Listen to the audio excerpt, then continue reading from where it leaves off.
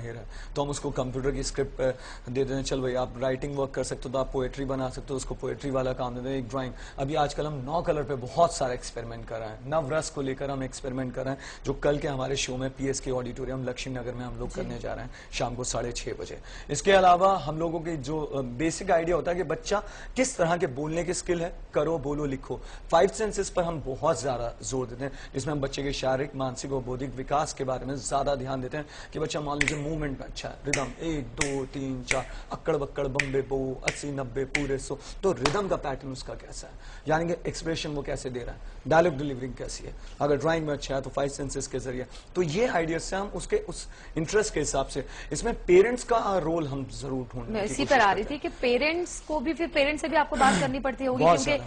काफी टाइम बच्चे पेरेंट्स के साथ भी रहते हैं, तो उनका सपोर्ट मिलता है आपको? जी, हम लोगों ने एक कमेटी भी बना, आप समझा पाते हैं उनको? नहीं, ऐसा नहीं करते, हमने एक दूसरा आइडिया निकाला, हम समझाने के बजाय हमने कुछ पेरेंट्स ही ऐसे ढूंढ लिए जो हमारी पेरेंट्स कमेटी के मेंबर बन जाते हैं, जिन्हें हम पीटीए कमेटी कहते हैं। तो उसके अंदर हम उन पेरेंट्स से ये कोशिश करते हैं कि वो मोटिवेट करें कि हाँ जी मेरे बच्चे में ये चेंज आ रहा है या आपके बच्चे को ये फायदा है, तो शायद उससे एक पेरेंट्स से दूसरे पेरेंट्स में ज्यादा सपोर्ट मिलती है और इसका हमें बहुत अच्छा रिजल्ट आ रहा है। हम लोगों ने अपने टैलेंट क्लब को 3 भागों में बांट रखा है, एक बच्चों का क्लब, एक युवाओं का क्लब और एक पेरेंट्स का, तो जिससे हमने अपने काम को डिवाइड कर दिया, जिससे हमारे काम करने का आसान हो जाता है, जिससे पेरेंट्स भी डील हो जाते हैं और वो चीज भी डील होनी शुरू हो जाती है। और अपने कामों को जो बच्चों में जो आप समझ रहे हैं वो हमने 8 फैकल्टियों में डिवाइड कर रखा है, जिससे बच्चों को आपकी मेहनत कितनी सफल हुई है वो तो एमसीटी स्कूल के प्रिंसिपल हैं, वो साफ बता पाएंगे। कैसा क्या कितना माहौल चेंज हुआ है, बच्चों की सोच कितनी बदली है? जिस वक्त बच्चा एक्टिवली घर वापस होता है, एक शक्ल तो वो थी जो रूटीन में होता है कि बैग ले जाके घर रख दिया